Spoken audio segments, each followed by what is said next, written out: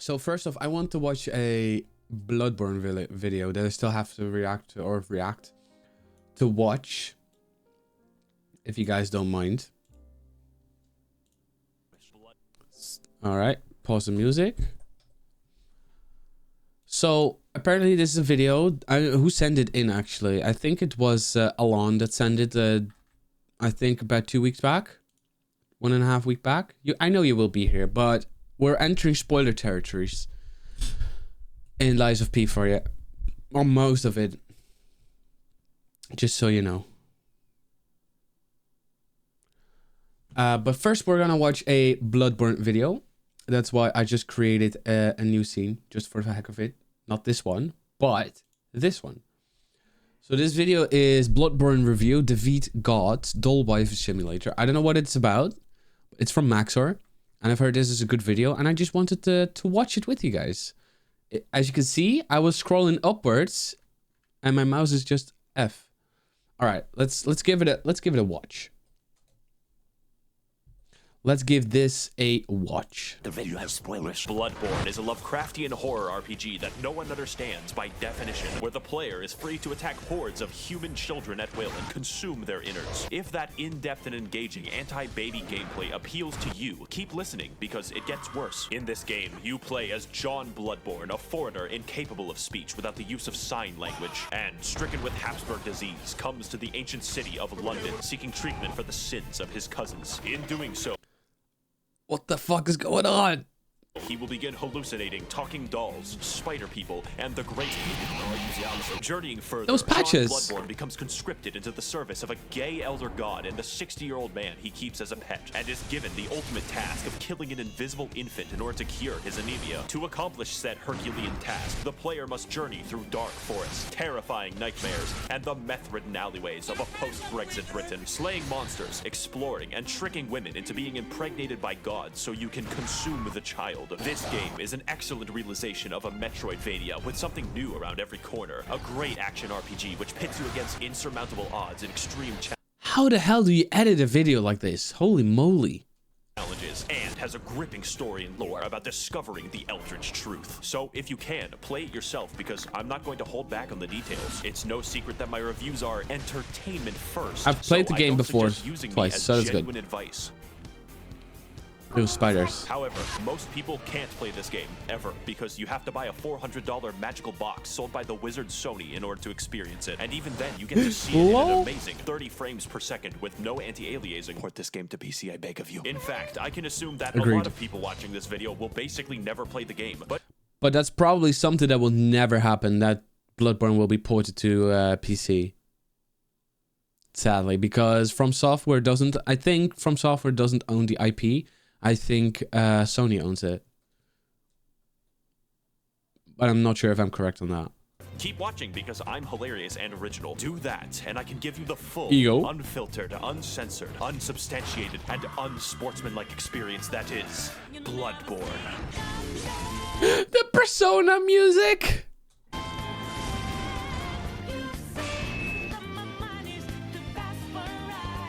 The gameplay is what makes this game great, and the easiest way to describe it is simple but complicated. On a simple level, your baby brain is responsible for only 2 tasks, dodging and hitting. And dodging in this game renders you temporarily invincible. Sounds easy, right? Wrong. Because every single enemy is adjusted to keep pace with you. Basic enemies are basically able to whoop your ass into fucking non-existence. Every encounter, therefore, is tense and engaging. When you kill someone, it's because you were faster and had more meth than they did. On a complicated level, you have a gun, and normally bullets hurt people, but in London, bullets are a suggestion. I love how the Persona music is in the background. Like the Geneva Convention. Here in England, it's all about the knife bins. Except when you shoot somebody mid-attack, you gain the mystical and arcane ability to plunge your fist through their ribcage like Mortal Kombat, and rip out their heart, which is considered rude and a slight annoyance. This extends to behind them if you charge an attack, which sometimes causes you to reach up a pig's asshole and rip out the prostate like fruit by the foot. Side note, the most optimal farming route for currency in this game is called Myro's pig fisting route. See, I changed the webpage. And in this route, you sneak up behind this guy and do him the dirty. Then entice these 2 swine-dealer bastards to be mauled to death by members of Organization 13. Repeat 50 times. On a complicated level, every single weapon in the game has 2 different modes with 2 different movesets, and transforming between them gives you special attacks in addition to running attacks, plunging attacks, R1 attacks, punching attacks. On a theoretical physicist level, your character memorizes squiggly lines and I think I do prefer Vativich's videos. art created by gods for passive bonuses that work regardless of weaponry. My favorites are more money, and more money they stack. Finally, on a meta-theoretical chiropractic level, every weapon is customizable with different gem This is just basically chaos, chat. slots that give differing effects for your attacks. And there are different types that can literally change all of the stats of the weapon, like making a fucking spear do more damage based off of intelligence. There's definitely more and a lot of strategy in how you level up your character, but I assume that you know how to level up in a fucking video game. But with all this combat prowess, you may be wondering, Max0rs, who are these crusty abominations that you're fighting on screen? Well, to learn that much, we're going to have to delve into the lore. So buckle your britches, bitches, because this shit is wild. If I say something questionable, just accept it as fact. I can be trusted. 60 years ago, 20 rowdy college students took their education extremely seriously because they found woman Cthulhu. She was just in a portable toilet downstairs. Also, because they were bored, they beat to death a god of the sea with some bats, but that's a story for later. It turns out the entire world is ruled and created by a race of elder gods beyond human comprehension called the Great Ones. Figuring this out, they got Cthulhu's blood and were like, we can make a religion out of this. Because it turns out the blood can heal people, which is really good due to all the knife crime. So everyone starts drinking it a little too much and they get the money to build 36 cathedrals, but it turns out eventually the blood turns you into a werewolf. So the church hires a guy named German to go fight the beasts with an organization known as the Hunters, but there's too many beasts, so he gives up. Now the knife crime is increased even more, and German sort of goes insane and creates a life-size doll of one of his students who is an 8-foot-tall Amazonian. He also canonically has sex with it. The moon god, for some reason, kind of takes notice of this and is like, alright, listen, I'm building a suicide squad. I will bring your waifu to laifu if you serve me for all time as my slave. German reasonably thinks that this is a great deal and is imprisoned in a dream. This is where you come in. See, the moon god assassinates baby gods for fun, but needs a hitman to go into the real world to do it since he's confined to the 9th dimension. So in addition to fighting all manner of giant beasts and uncovering dark secrets, the true aim of this game is to commit infanticide. There's enough bullshit here to fill tax legislation, so comment your own poorly summarized Bloodborne lore below. And for the rest of us non-shills, we have ample time to explain more of what makes this game great. Yes, prepare to you die. have been jinxed. I am talking about bosses before I talk about the levels. In most video games, bosses cap off areas, but in Bloodborne, areas are preambles to a dick flattening, and nothing will challenge your skill in quite the same way. Except for the goddamn Witches of Hemwick, who were placed into the game for disability access. You can probably tell that Bloodborne is a hard game. We don't even know if a games journalist can beat it, but it's hard in a fair way that tests your skills and reaction time, except for Lawrence, but I'll get back to Lawrence later. What sets Lawrence is easy apart is that the challenge makes it feel like literally, Lawrence is not that bad of a boss. I've heard a lot of people complain about Lawrence,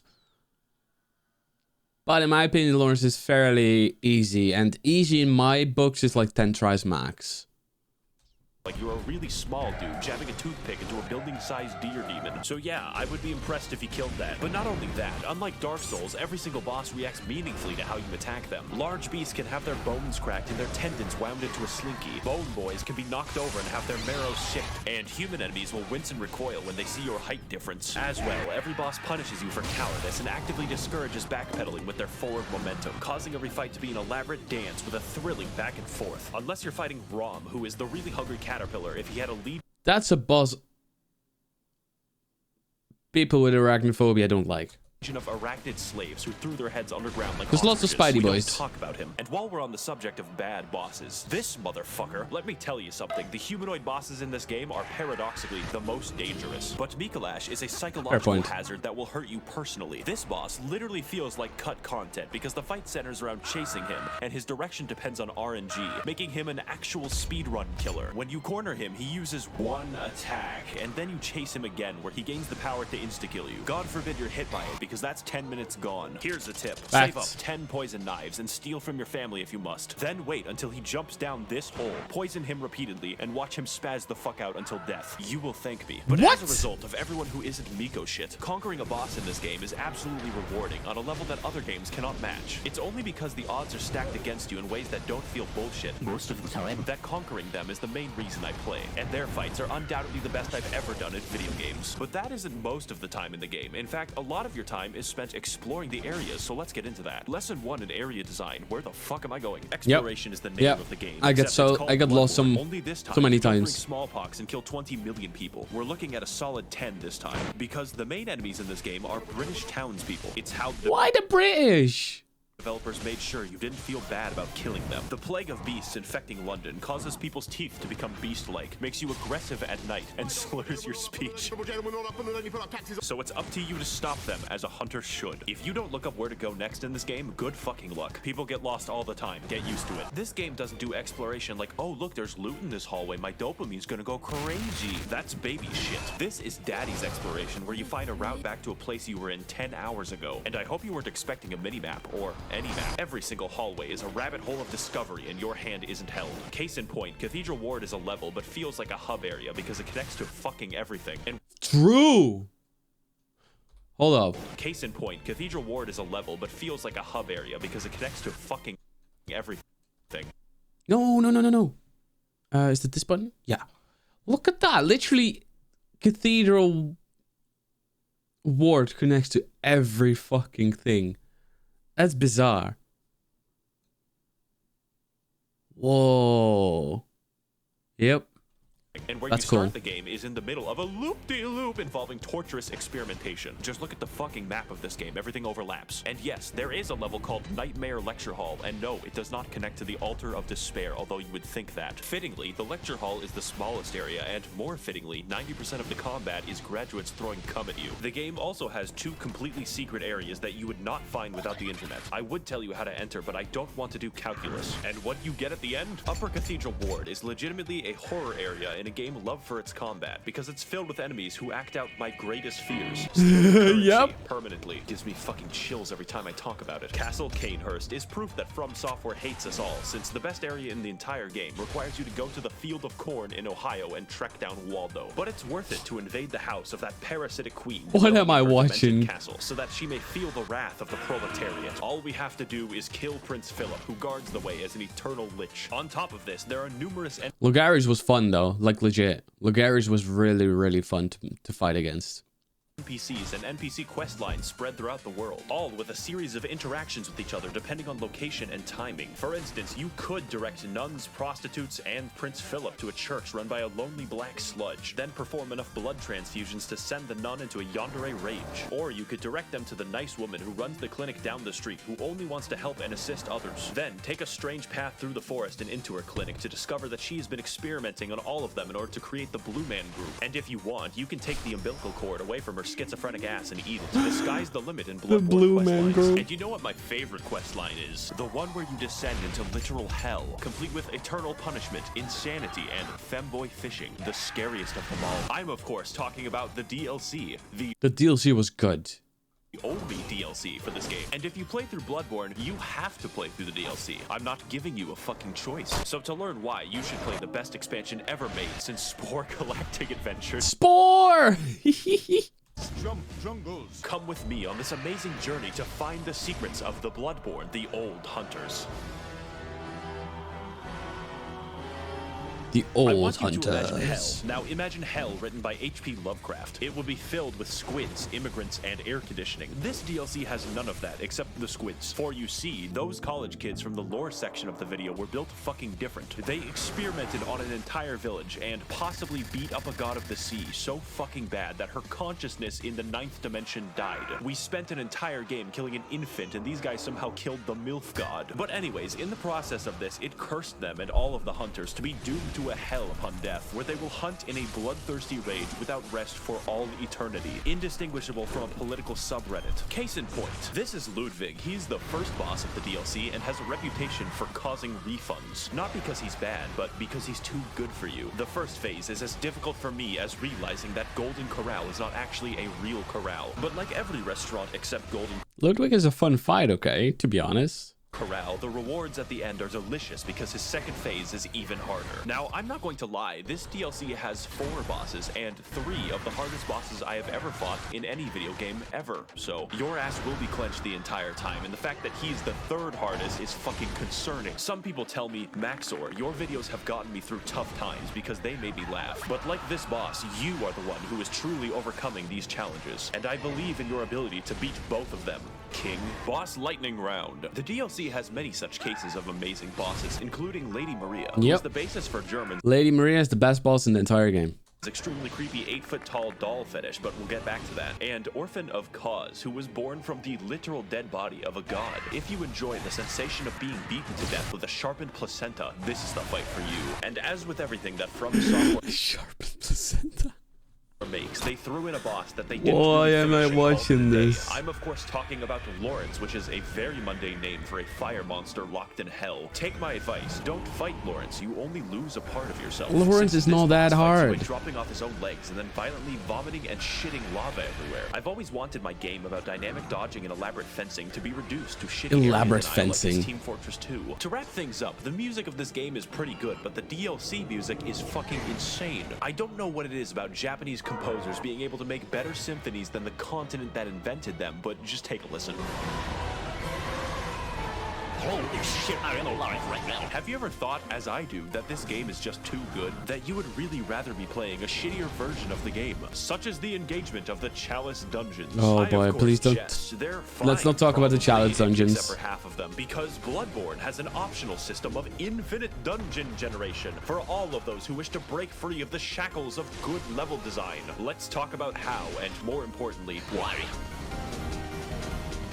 First of all, Bloodborne has a system of dungeons that everyone shares and dungeons that are random. For my footage, I played the shared dungeons that you can be guaranteed the pain you witness on screen is mandatory. One of the biggest strengths of Bloodborne is the ability to have interesting and challenging enemy encounters gently rubbed with the blood-stained hands of Miyazaki. I know it looks different, Emma, because we're watching a Max0rs video and I don't know what the fuck I'm watching. I still had to watch this, so I was like, you know what? Let's just watch this on stream right now. But I don't think I have to explain to you how randomizing almost every encounter in the game could be imbalanced. But fortunately, most enemies you encounter in the Chalice Dungeons are new to spare British people your wrath. Why the British people? So you instead... What have the British done? Fight SCP-96. But why are we here? It turns out that the entire city of London was built on a Celtic burial ground, an ancient civilization called the Sumerians who discovered the healing powers of blood and then mysteriously disappeared. Wow, I wonder what happened. A lot, to be fair. Okay.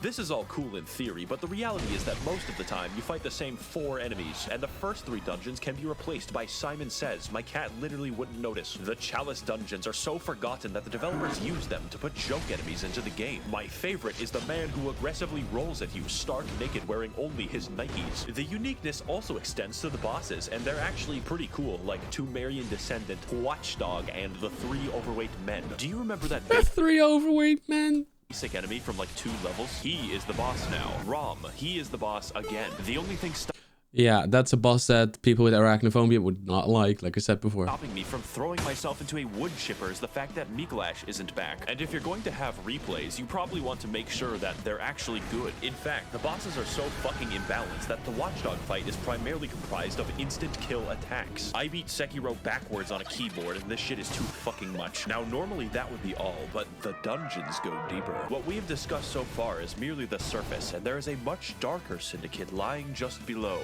These places you must never venture, for they are the Save Edit dungeons, whereby through wizardry, the community are able to conjure up deep, dark chasms and share them with the rest of the world. Of these secrets, there are only 2 that I shall reveal to you, and the first is the Cum Dungeon. Yes, you heard that correctly and clearly. The Cum Dungeon is the name of the most optimal farming route ever conceived by the fucking cricket people who do this shit, whereby the player enters the chasm of place name and watches as a high-level boss yeets itself off a cliff. Murgo's pig fisting route can give you 10,000 echoes. This gives 83,000. And if you thought that sorcery was bad, it gets much worse. You can insert anything from the game files by save editing a Chalice dungeon.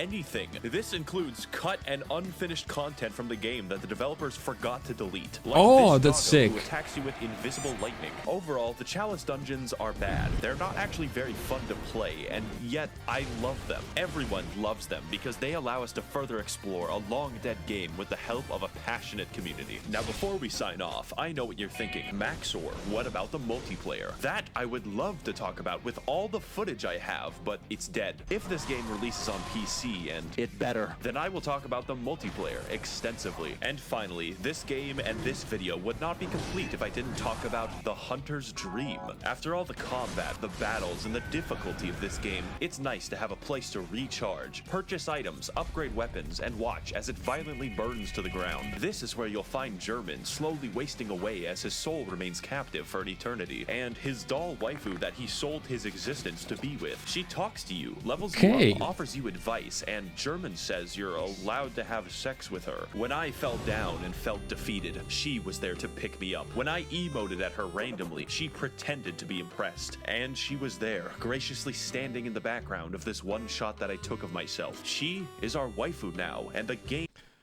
What the fuck? is perfect and complete because she is in it. Now excuse me as I engage in the supplementary lore material. Should you get the game, yes, absolutely, I'm biased. In fact, you should physically enter Sony's headquarters and demand that it be ported to PC. I will be right there with you. Tasers will not stop me. I would like to thank the corrupt hackers and politicians funneling money into this channel directly from the tech. Okay, that's enough. Okay, I'll have to say Max0rs videos are cool, but it's probably not my cup of tea. But the video was alright. It's a funny video, but if I really would like to watch something actual lore-wise, I think I would find enough in a different channel. But nonetheless, the video was good.